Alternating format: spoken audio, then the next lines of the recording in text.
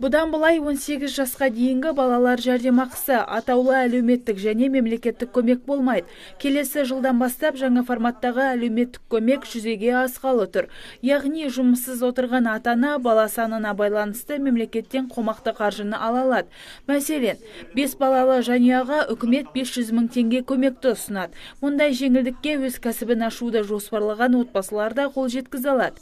Ең бастысы, мемлекеттен берілген бұл ақша бюджетке қайтарылмайды. Шартты түрі жұмыспен қамтылу, жеке кәсібін ашу, яғни бір адамға ең төменгі күнкөріс деңгейінің 50% шегінде беріледі.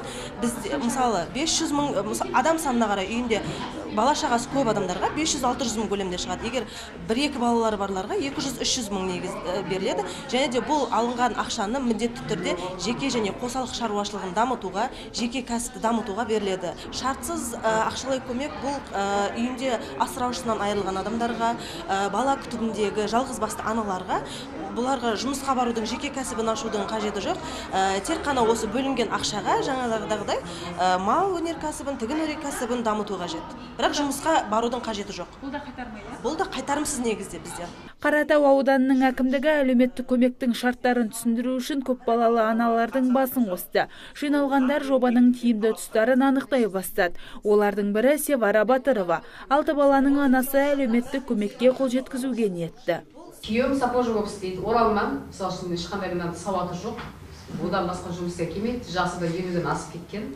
Балдарым әлі кішкентай. Мен мысалы үшін өзім өліп асып, оны ешнәрсе келмейді. Істете алмаймын. Мен ойлағам өткенде келіп, сапожник істегеннен кейін соны хотя материалын алып, сауда саттық істеп көрген.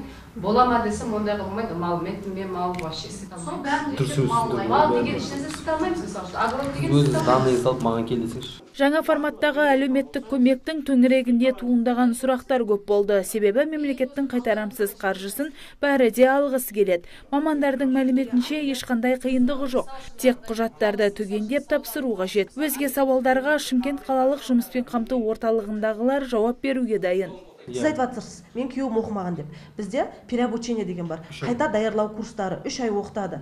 Бізде крановщик, сварщик, электрик, автомеханик деген мамандықтар бар. Солардың бәріне сіздің күйеуіңізді переобучение ай сайынғы стипендиясымен 17 мың теңге. Түске дейін, түстен кейін екісімен де оқытамыз. 3 ай. Осы оқуға бара тұра өрлеуден шартты ақшалай көмек аласыз. Ал бақ өкілдерінің келетінінен хабарсыз болған Қаратау ауданы әкімдігі алтын құрсақты аналарға арналған жиынды жағымсыз иісі мүңкіген жертөледе өткізді. Ұйымдастырушылар тілшілердің келетінін білгенде жиынды кеңдеу бөлмеде өткізетінін мәлімдеді.